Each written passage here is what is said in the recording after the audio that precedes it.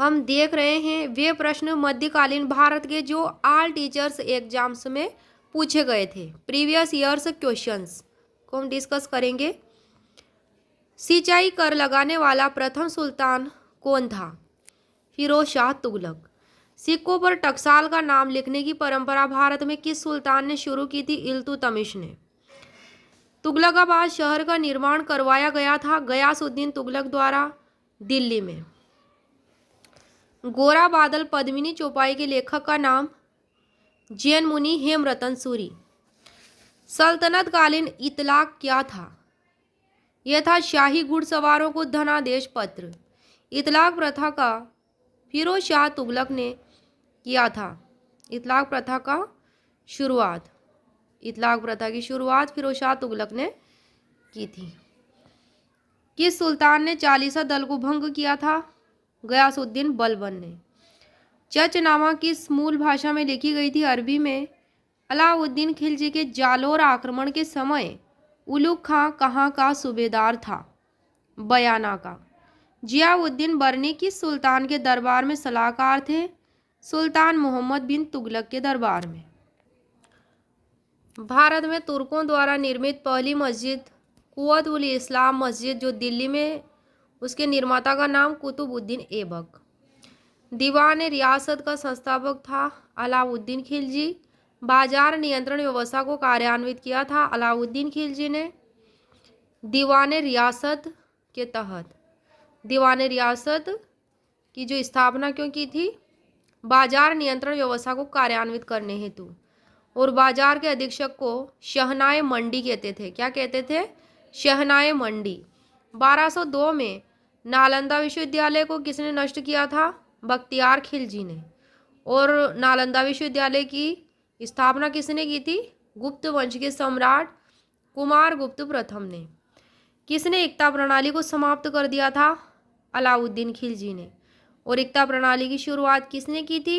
इल्तुतमिश ने। इसके अंतर्गत क्या होता था? इक्ता के अंतर्गत सैनिकों या फिर राज्य अधिकारियों को वेतन के बदले में भूमि दी जाती थी। वेतन नहीं दिया जाता था, भूमि दी जाती थी। कौन से मुगल सम्राट वेदांत दर्शन से प्रभावित था और जदगुरु गोसाई से मिलने गया था? जहांगीर। अकबर के समय में गोंडवाना अभियान या गढ़कटंगा विजय का नायक कौन था? आसफ खां। गढ़कटंगा या गोंडवाना अभियान का विजय का नायक था आसफ खां। सुल्तानगढ़ी मकबरा था नासिरुद्दीन महमूद का। ये इल्तुतमिश का पुत्र था। 1231 में निर्मित किया गया था सुल्तानगढ़ी मकबरा। इल्तुतमिश भारत में मकबरा शैली का जन्मदाता था।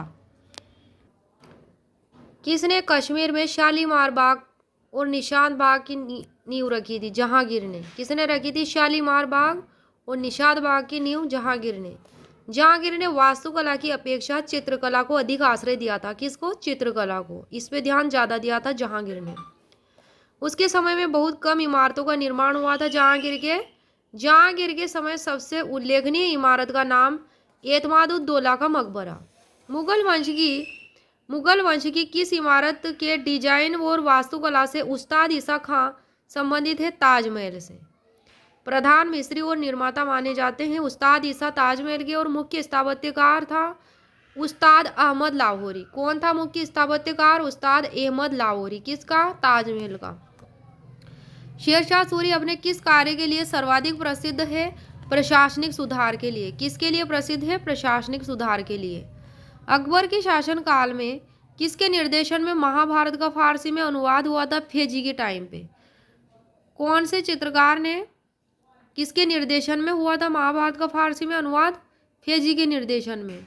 कौन से चित्रकार ने मानसिक संतुलन बिगड़ने के कारण आत्महत्या कर ली थी? दसवंत ने कर ली थी। अकबर के समय का चित्रकार था और 1584 ईस्वी में आत्महत्या कर ली थी मानसिक संतुलन बिगड़ने से।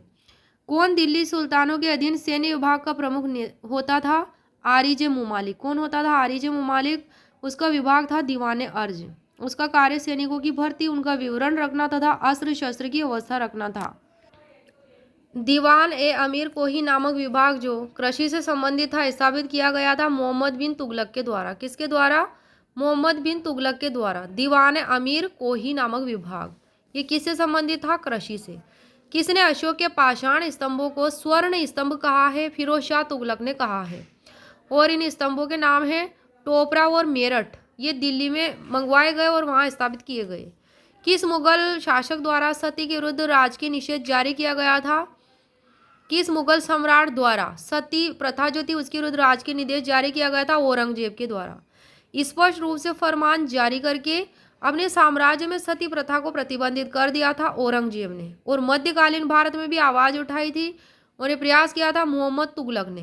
पहला शासक था मध्यकालीन भारत का जिसने इसे रोकने का प्रयास किया।